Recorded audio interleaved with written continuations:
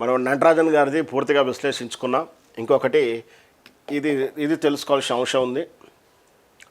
నేటి రాజకీయాలు ఇది నా విశ్లేషణాత్మక కథనమే.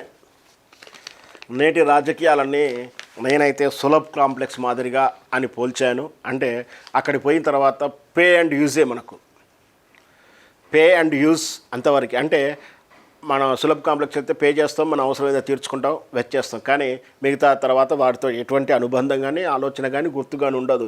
మనకు నచ్చినా నచ్చకుండా, తెలిసినా తెలియకుండా అక్కడికి పోవాల్సిందే, వాడుకోవాల్సిందే, వాడుకునే ముందు డబ్బులు కట్టాల్సిందే, తర్వాత మనం రావాల్సిందే. అంతకుమించి అనుబంధాలు ఏముండవు. అట్లాగే రాజకీయాల్లో కూడా అట్లా Sulabh complex pay and use మాదిరిగా తయారైంది. శత్రువులు మిత్రులు అవుతున్నారు, మిత్రులు శత్రువులు అవుతున్నారు అని చెప్పేసి నేను ఒక కథనం రాశాను. దాని వివరణ ఏంటంటే 2002లో గోద్రా అల్లర్లు జరిగినప్పుడు దానికి ముందు సబర్మతి ట్రైన్ తగలబడింది. మరి ఆ తగలబెట్టింది ముస్లింలే అని ఇక్కడ ఆరోపణ. కానీ ఆ తర్వాత వాళ్ళ విచారణలో చాలా నిజాలు ఉన్నాయంట. దాంట్లో ఇక్కడ తగలబెట్టింది సబర్మతి తగలబెట్టినటువంటి ఆ వర్గము వాళ్ళైనా, వాళ్ళకు సహకరించింది ఎవరు, ఇది కుట్రపూరితంగా జరిగిందని చెప్పి కూడా ఒక వార్త ఉంది. అది కూడా నెగ్గు తేలాల్సి ఉండే, అసలు అది పక్కకు పోయింది. మరి గోద్రా దాని పర్యవసానంగా జరిగిన గోద్రా అల్లర్ల రీత్యా ఎట్లాంటి దమనకాండ జరిగిందో, ఎట్లాంటి మానవ హననం జరిగిందో మనం చూసాం. మతం పేరు మీద జరిగినటువంటి ఆ మారణహోమం సభ్య సమాజం సిగ్గుపడింది. మొట్టమొదటిసారిగా భారతదేశంలో మొఘలులు ఆనాటి ఆ టైంలో జరిగిన మత హత్యలు, మత కల్లోహాలు, టిప్పు సుల్తాన్ కాలం తర్వాత జరిగినటువంటి ఆ మారణహోమం మళ్ళీ ఇప్పుడు చూసింది ఈ భారత మాత. అట్లాంటి గుజరాత్ అల్లర్ల మీద రాజకీయంగా చాలా రచ్చ జరిగింది. అక్కడ వాస్తవానికైతే ఆనాటి భారతీయ జనతా పార్టీ దిగ్గజాలైనటువంటి వాజ్పేయి గారు, అద్వానీ గారు తల ఉంచుకున్నారు, మదనపడ్డారు, చెప్పుకోలేక దుఃఖించారని చెప్పేసి చాలామంది చెప్తారు. ఆ సమయంలో ఈ 2002 ఆ పీరియడ్లో ఈ జరిగినటువంటి ఆ హత్యలకు, ఆ దమనకాండకు, గోద్రా అల్లర్లకు కారణమైనటువంటి నరేంద్ర మోడీ గారి ప్రభుత్వాన్ని దించాలి అని చెప్పేసి అప్పుడు అధికారంలో ఉన్న వాజ్పేయి ప్రభుత్వం మీద కాంగ్రెస్ పార్టీ అవిశ్వాస తీర్మానం కాదు కానీ ఓటింగ్, ప్రత్యేక చర్చా ఓటింగ్ అనేది ఒకటి చేపట్టింది. అప్పుడు చర్చ జరగాల్సిందని ఓటింగ్ వస్తే అప్పుడు ప్రతిపక్షంగా ఉన్నటువంటి ప్రతిపక్షంగా అంటే ఎన్నికల ముందు ప్రతిపక్షంలో ఉండేటువంటి మమతా బెనర్జీ టీఎంసీ పార్టీ నాకున్న పరిజ్ఞానం వరకు, అంటే అప్పుడు వాజ్పేయి గారి ప్రభుత్వం అధికారంలోకి వచ్చినప్పుడు ఎన్నికల ముందు ప్రతిపక్షంగా ఉన్న టీఎంసీ మమతా బెనర్జీ ఎన్నికల తర్వాత ఎన్డీఏలో భాగస్వామ్యం అయినప్పటికీ మంత్రివర్గం లేదు. కానీ అప్పుడు నరేంద్ర మోడీ గారి గుజరాత్ ప్రభుత్వాన్ని దించాల్సిందే అని చెప్పేసి పార్లమెంటుతో రసాభాసం జరిగి బాగా చర్చ జరగాలని, ఓటింగ్ చేయాలని, ప్రత్యేక తీర్మానం ప్రవేశపెట్టి ఓటింగ్ చేయాలని ప్రయత్నం చేస్తే ఆ ప్రయత్నంలో అందరికన్నా ముందు మమతా బెనర్జీ గారు వెన్నుదండగా నిలబడి నేనున్నాను ప్రభుత్వానికి అని చెప్పి ఇనిషియేటివ్గా పనిచేసినటువంటి నాయకురాలు మమతా బెనర్జీ ఆ రోజు వాజ్పేయి ప్రభుత్వానికి వెన్నుదండగా ఉండి ఆ ప్రభుత్వం అంటే కాంగ్రెస్ ప్రవేశపెట్టినటువంటి ఆ తీర్మానం ఓడిపోవడానికి చాలా ఇనిషియేటివ్గా పనిచేసింది మమతా బెనర్జీ. అంటే వాస్తవానికి మమతా బెనర్జీ కాంగ్రెస్ రెబల్గా ఉన్న, కాంగ్రెస్ అలయన్స్గా ఎన్నికల పోయి ఎన్డీఏ కూటమిలో భాగస్వామిగా ఉండి ఆ రోజు ఈ గుజరాత్ ప్రభుత్వం పడిపోకుండా, నరేంద్ర మోడీ గారి రాజకీయ జీవితం నాశనం కాకుండా, నరేంద్ర మోడీ గారి రాజకీయ హత్య జరగకుండా, జీవితం క్లోజ్ కాకుండా ఆ రోజు కనుక ఇట్లా మమతా బెనర్జీ ఆ రోజు కనుక సహాయం చేయకపోతే, తీర్మానం నెగ్గితే ఖచ్చితంగా నైతిక బాధ్యతగా ఇక్కడ ప్రభుత్వాన్ని రద్దు చేసి నరేంద్ర మోడీని ముఖ్యమంత్రిగా క్లోజ్ చేయాల్సి వచ్చిన అవసరం ఏర్పడింది. ఆ రోజు అలా బతికి బట్టగట్టినటువంటి నరేంద్ర మోడీ ఈరోజు అదే మమతా బెనర్జీని హత్య చేయాలని చూస్తున్నాడు. ఇది ఎంత దుర్మార్గమైనటువంటి పనితీరో చూడండి. ఆ రోజు శత్రువు క్లోజు. ఇంకా అక్కడ ముఖ్యమైన విషయం, ఇక్కడ చర్చించాల్సిన విషయం, ఆ రోజు వాజ్పేయి గారి ప్రభుత్వంలో ఈమె కాంగ్రెస్ ప్రవేశపెట్టినటువంటి ఓటుకు వ్యతిరేకంగా ఓటేసింది. ఇతను మాత్రం లేదు లేదు నరేంద్ర మోడీ ప్రభుత్వం కూలిపోవాల్సిందే, ఇతను ఎన్డీఏలో భాగస్వామి. మళ్ళీ అప్పుడు ఎన్డీఏలో భాగస్వామి చంద్రబాబు నాయుడు ఆ రోజుకు కూడా.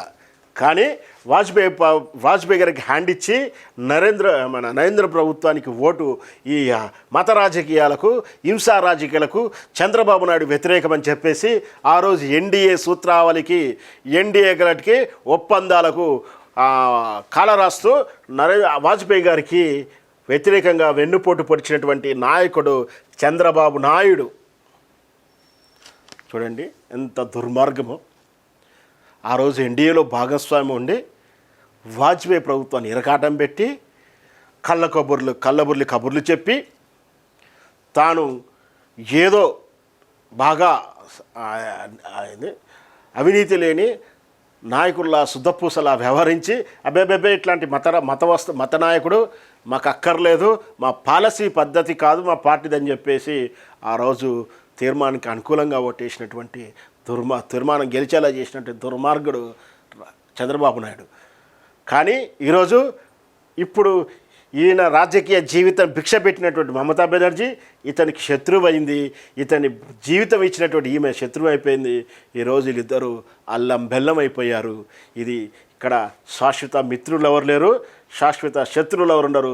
ఆ రోజు ఇతన్ని రాజకీయ హత్య చేయడానికి కుట్ర పడినటువంటి దాంట్లో ఈయన భాగస్వామి అయినా ఈరోజు ఇతని ప్రభుత్వం పడిపోకుండానికి 21 ఓట్ల సీట్ల భిక్ష వేసినటువంటి నాయకుడు. అంటే ఈయనేమో ప్రాణభిక్ష పెట్టినా విశ్వాసాన్ని మర్చిపోయాడు. పదవి భిక్ష ఇప్పుడు పెట్టాడు 21 సీట్లతోటి. ఇతడికి మాత్రం ఇప్పుడు ప్రస్తుతానికి అంటే ఈయన లివింగ్ టుగెదర్లో ఉన్నారు. ఇద్దరు మంచిగా కలిసి మెలిసి ఉంటున్నారు. ఇది మిత్రులారా, రాజకీయంలో శాశ్వత శత్రువులు, శాశ్వత మిత్రులు ఎవరు ఉండరు. ఇక్కడ అంతా సులభ్ కాంప్లెక్స్ మాదిరి సూత్రమే. పోయామా, మన అవసరం తీర్చుకున్నామా, పే చేశామా, పేకి తగ్గేటటువంటి పని చేసుకున్నామా లేదా అని మాత్రమే చూస్తారు. కానీ అనుబంధాలు, బంధాలు, విశ్వసనీయతలు, శుద్ధపూస పూచట్లు ఏవీ ఉండవు. ఖచ్చితంగా అవసరాలే ఉంటాయి. ఇది కూడా కేవలం ఈ 2004 నుంచి 2002 నుంచి మరియు 2014 నుంచి ఇంకా ఉన్నాయి. అంటే అర్థమవుతుంది అనుకుంటా ఈ ఈ సదరు మహోన్నతమైన వ్యక్తి చేతిలోకి రాజకీయ పార్టీలు వెళ్ళిన తర్వాతనే ఇట్లాంటి నీచ నికృష్ట ప్రజాస్వామ్య హత్య రాజకీయాలు రాక్షస క్రీడ జరుగుతూ ఉంది. వీటికి అంతం ఎప్పుడు అంటే ప్రజలు మీలో కనువిప్పు కలిగినప్పుడు, ఇట్లాంటి కుట్రలను అర్థం చేసుకున్నప్పుడు. అందుకే ఇట్లాంటి కుట్రలను హత్యం చేయడానికే నేను ఈ పరిశోధాత్మక కథనాన్ని విశ్లేషణాత్మకంగా మీకు విశ్లేషించే ప్రయత్నం చేశాను. కేవలం రాజకీయాల్లో శత్రువులు ఉండరు, మిత్రులు ఉండరు. అవసరానికి వాడుకోవడం, ఏదైతే సులభ్ కాంప్లెక్స్లో ఎలా వాడతామో అలాగే రాజకీయ నాయకుడు ఈ నరేంద్ర మోడీ, భారతీయ జనతా పార్టీ. నేను అందరినీ అన్నట్లేను, నరేంద్ర మోడీ గారికి చెందిన భారతీయ జనతా పార్టీ వర్గాన్ని మాత్రమే నేను అంటున్నాను. ఖచ్చితంగా ఇది దుర్మార్గమైన వ్యవస్థ. ఈ మమతా బెనర్జీని రాజకీయ హత్య చేసి మళ్ళీ రాజ్యసభలో ఈ పార్టీని మెర్జి చేసుకునే ప్రయత్నం కూడా చేస్తున్నారు. మిత్రులారా, అంటే ఒక టాస్క్ అయిపోయింది. పశ్చిమ బెంగాల్ని వాళ్ళు ఏ విధంగానో కబందాస్తాల నుంచి మమతా బెనర్జీ కోట నుంచి తీసేసుకొని ఏకంగా మమతా బెనర్జీ ఎమ్మెల్యేలని కొనేసే ప్రయత్నం చేస్తున్నారు. ఇది ఎలాంటి దుర్మార్గం అంటే మహారాష్ట్రలో శివసేన ఠాకరే పార్టీని ఏ విధైతే ఉద్ధవ్ ఠాకరేకి లేకుండా చేశారో ఆ విధమైన దుర్మార్గ వ్యవస్థ ఇది. ఎవరు ఈ స్నేహితుడు చేసింది కూడా ఇదే పని కదా. చంద్రబాబుని వెన్నుపోటు గుర్తుంది కదా. తెలుగుదేశం పార్టీ ఎన్టీ రామారావుకి దక్కకుండా, ఎన్టీ రామారావుకి పార్టీ గుర్తు దక్కకుండా, ఎన్టీ రామారావుకి పార్టీ ఆస్తులు దక్కకుండా, ఎన్టీ రామారావుకి బ్యాంక్ అకౌంట్ దక్కకుండా ఏ విధంగా దుర్మార్గంగా చేసి ఎన్ని చీకటి లీలలు. మళ్ళీ ఒకసారి స్పష్టంగా చెప్తున్నా, గుసగుసలు చాలామందికి ఆనాడు రాజకీయంగా జరుగుతున్న వైస్రాయికి వెనక సాక్ష్యాలుగా ఉన్నటువంటి జర్నలిస్టులు ఆఫ్ రికార్డ్ చెప్తారు. ఆ రోజు జరిగినటువంటి విశృంఖలమైనటువంటి అసాంఘిక అశ్లీల కార్యక్రమాలు ఎన్ని జరిగాయో అన్ని జరిగాయని జర్నలిస్టులు, ఆ సీనియర్ జర్నలిస్టులు ఆఫ్ రికార్డులో చెప్తూనే ఉంటారు. అట్లాంటి అశ్లీలైనటువంటి అసాంఘికమైన చర్యల వల్లనే ఎన్టీ రామారావు దగ్గర నుంచి ఆ పార్టీ కైవసం చేసుకునేటువంటి రాజకీయ ఎత్తు కూడా అదే ఎత్తుగడ మళ్ళీ ఈయన చేస్తూనే ఉన్నాడు. అది పార్టీ ఫిరాయింపులు 1/3, 2/3 అయినటువంటి నియమాలతోటి ఇతను చేసేటువంటి ఎమ్మెల్యేలు భారతీయ టీఎంసీకి 80 మంది ఉంటే 58 మంది ఆల్రెడీ తిరుగుబాటు చేసే ప్రయత్నంలో ఉన్నారు. అంటే 2/3 దగ్గరకు అయిపోయింది. ఎంపీలు 25 మంది ఉంటే 20 మంది పోవడానికి సిద్ధమయ్యారు. రాజ్యసభలో 13 మంది ఉన్నారు. ప్రస్తుతానికి ఈ 13 ఒకటో ఇద్దరు బయటకు వచ్చారు. ఈ వీళ్ళు కూడా పోయే అవకాశాలు కనిపిస్తూ ఉన్నాయి. అంటే టీఎంసీ పార్టీని మమతా బెనర్జీ నుంచి పక్కకు తీసుకొచ్చి ఇంకొకడు కోన్ కిస్కా గొట్టంగాలని అధికారిక పార్టీ ఆ నాయకులుగా చేసి కొన్నాళ్ళకు ఆ పార్టీని బీజేపీలో విలీనం చేసుకోవడానికి ఎత్తుగడలు చేస్తున్నారా అనుమానాలు వస్తూ ఉన్నాయి. ఈ విధంగా అంటే రాజ్యసభలో మెజార్టీ కోసం వాళ్ళు మహిళా బిల్లు గెలుపు కోసం, ఉక్కు చట్టాల గెలుపు కోసం మహిళలని హత్య చేస్తూ ఇక్కడ మమతా బెనర్జీ, అక్కడ నిన్న మీనాక్షి నటరాజన్ని అంటే మహిళా బిల్లు కోసమే మహిళల్ని హత్య చేసుకుంటూ మహిళా సాధికారత సాధిస్తానికి నరేంద్ర మోడీ గారు చేస్తున్నారు. బహుశా నేను అనుకుంటాను మహిళల పట్ల ఆయనకు గౌరవం లేదు. మహిళల సాన్నిధ్యం కానీ సాంగిత్యం కానీ కుటుంబ వ్యవహారాలు కానీ చేసి ఉంటే కుటుంబం యొక్క వాత్సల్య విలువలు తెలిసేది, మహిళల పట్ల అనురాగం పెరిగేది, మహిళల పట్ల గౌరవం పెరిగేది. కానీ తాతను వాటికి ఆ బంధాలకు అనుబంధాలకు దూరంగా ఉంటూ నాకు కుటుంబం లేదని చెప్పుకున్నాడు. కాబట్టి అనుబంధాలు లేదు, సెంటిమెంట్స్ లేవు, ఆయనకు ఎదుగుదలే ప్రామాణికంగా వెళుతూ ఇట్లాంటి దుర్మార్గ క్రియలు చేస్తున్నాడేమో అని నా అనుమానం.